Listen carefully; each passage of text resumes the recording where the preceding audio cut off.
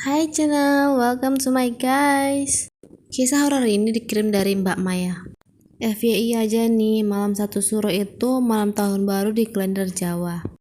Mitos yang beredar itu banyak ya guys, seperti nggak boleh jalan jauh, dilarang menikah, ya gitu-gitulah, banyak lagi. Kalian bisa juga melihat atau men-searching di Google apa aja mitos-mitos yang nggak bisa dilanggar waktu malam satu suro. Oke, kita mulai aja ya. Mitosnya kan, kita nggak boleh melakukan perjalanan jauh di malam satu suro. Saat kejadian itu, Maya nggak tahu itu malam satu suro. Tujuan kami mau ke pantai daerah Gunung Kidul dan mau ngecamp di sana. Rute yang mau kami tempuh dari Jogja ke Gunung Kidul. Perjalanan kami dimulai dari jam 10 malam. Perkiraan kami dari Jogja hanya menempuh 2 jam saja, tetapi ternyata kami sampai lebih dari 7 jam. Di dalam mobil itu kami berlima. Mulai dari jam 10 malam kami jalan. Masuklah kami ke jalan Wonosari. Kami tidak melihat lagi kendaraan atau warung. Itu jalan benar-benar sepi dengan kondisi jalan perkampungan diselingi hutan-hutan yang kecil. Jadi kalau bisa dibilang itu daerahnya itu seperti perkampungan yang di pedalaman-pedalaman gitu. Penerangan jalan juga nggak begitu banyak. Kami hanya mengandalkan lampu kendaraan kami saja. Memang kondisinya sangat sepi seperti desa mati. Beberapa kali Reno supir kami ngerem tiba-tiba nggak tahu alasannya apa. Jam 11 malam kami sampailah di daerah Wareng. Itu benar atau tidaknya kami nggak tahu karena kami cuma melihat tulisan Kelurahan Wareng. Ayu tiba-tiba bangun dan berkata kepada suaminya, "Reno, jangan berhenti di sini." Terus Ayu tidur kembali. FYI ya, Ayu dan Reno ini udah lama menikah ya guys. Di sepanjang jalan mulai dari Jogja dia tidur, tapi tiba-tiba sampai di jalan Wareng itu dia terbangun dan ngomong seperti itu dan langsung tidur lagi. Terus suaminya Reno membangunkan Ayu lagi dan bilang, "Kamu kenapa?"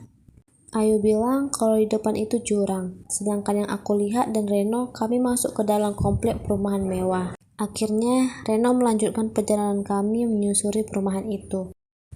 Kenapa Reno memutuskan masuk ke perumahan itu? Karena di sebelah jalan itu sebenarnya ada satu jalan lagi guys.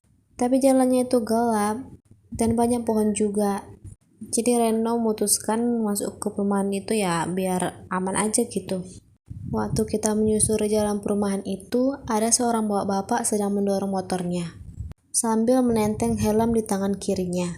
Dua teman aku yang di kursi belakang menoleh ke arah kakek itu sambil berkata, "Mai, kok kepala kakek itu nggak ada ya?" Aku dan Reno menoleh ke arah kakek itu, ternyata kakek itu udah nggak ada lagi. Setelah itu, Reno barulah berusaha cari jalan keluar dari daerah itu. Setelah keluar dari daerah itu, kami merasa diawasi, padahal nggak ada siapa-siapa di sepanjang perjalanan kami. Reno tiba-tiba ngerem mendadak lagi, tapi dia diam aja, nggak mau cerita apa-apa. Tibalah kami di suatu perkampungan, ada pengendara motor, metik, celana jeans panjang, baju merah. Dia memberi isyarat agar kami tidak melewati perkampungan itu. Reno mau turun untuk mendatangi pemotor itu, tapi anehnya ketika pintu mobil dibuka, di luar ternyata hujan deras, sedangkan kami melihat dari dalam mobil cuaca sangat cerah. Saat kami melihat ke arah depan, pengendara motor itu udah nggak ada lagi. Tanpa terdengar suara motor atau tanda-tanda dia pergi. Sesudah itu, sekitar 500 meter, kami menemukan warung dan anak-anak remaja sedang nongkrong. Kami turun membeli cemilan. Tapi si masnya bertanya, "Dari mana masnya jam segini sampai sini?" Reno menjawab, "Dari Kendal mas. Kira-kira kalau ke pantai ini berapa jauh lagi ya?" Si masnya menjawab, "Tinggal 7 km lagi kok mas." Kami berpikir 7 km lagi kan berarti dekat dong ya. Ya seharusnya berapa menit lagi kami sudah sampai. Ya udah kita lanjut lagi perjalanannya. Setelah itu kita masuk ke gapura warna hijau. Gak berapa lama kita ketemu gapura lagi. Yang biasanya gapura itu kan penanda suatu desa. Tapi di sana gak ada sama sekali perumahan. Setelah melewati gapura itu, Ayu bangun lagi. Dia bilang, "Mas, kok lewat tempat kayak gini sih?" Tapi Ayu tidur lagi. Kami merasa kami telah melewati perkampungan ini beberapa kali. Tiba-tiba teman aku yang di belakang tadi bertanya, "Kok kita lewat kuburan?"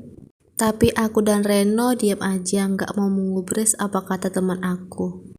Aku tiba-tiba melihat dari spion kaca di samping aku ini ada perempuan rambut panjang baju putih, tapi cantik dan rambut rapi. Jadi aku nggak bisa ngomong apa-apa lagi sambil berdoa. Sepertinya sudah 5 kali kami melewati jalur itu. Di saat jalan yang banyak rumahnya, kami berpapasan sama mobil sedan. Kami mengikuti mobil itu dari belakang. Di saat kami mengikuti mobil itu, kami tidak menemukan jalan yang kita putar-putar tadi. Kami menemukan tanah yang agak lapang. Di situ kami memutuskan untuk berhenti sejenak. Di saat kami mau tidur, kami mendengar ada suara azan. Di saat kami bangun, kami ternyata sudah ada di parkiran pantai. Di pinggir pantai itu banyak karang-karang kan. Aku lihat perempuan itu duduk di atas karang itu, terus menghilang. Jadi sekitar jam 7 pagi, aku melihat warga sekitar. Kok pantainya sepi ya pak? Kan seharusnya pantainya ramai. Terus bapaknya menjawab, tadi malam kan malam 1 suro mbak, jadi nggak ada yang berani main. Jadi aku terdiam nggak tahu mau bilang apa. Sampai di pantai itu, kami menikmati suasana di pantai. Kami menghilangkan sejenak semua teror yang kami alami tadi malam. Oh ya, kalian ingat tadi kan Reno sering ngerem tiba-tiba? Karena Reno sering melihat ada orang yang tiba-tiba lewat dari depan mobil mereka. Dan ada tadi teman Maya 2 orang yang nanya kenapa kepala kakek itu nggak ada. Itu karena mereka melihat kakek itu membawa kepalanya. Sedangkan Reno dan Maya melihat kakek itu menenteng helm bukan kepala. Jadi penglihatan Reno dan Maya itu berbeda dengan penglihatan temannya yang lain. Nggak tahu entah kenapa bisa begitu ya. Nah, itu guys kiriman dari teman kita namanya Maya. Yang mau ceritanya aku angkat seperti teman kita ini bisa DM aku ya, atau kirim ke email aku. Sertakan nomor WA yang aktif yang bisa aku hubungi ya guys. Kalau cerita kalian aku angkat. Ya udah sampai di sini dulu cerita aku. Terima kasih yang mau mendengar. See you next video. Bye bye.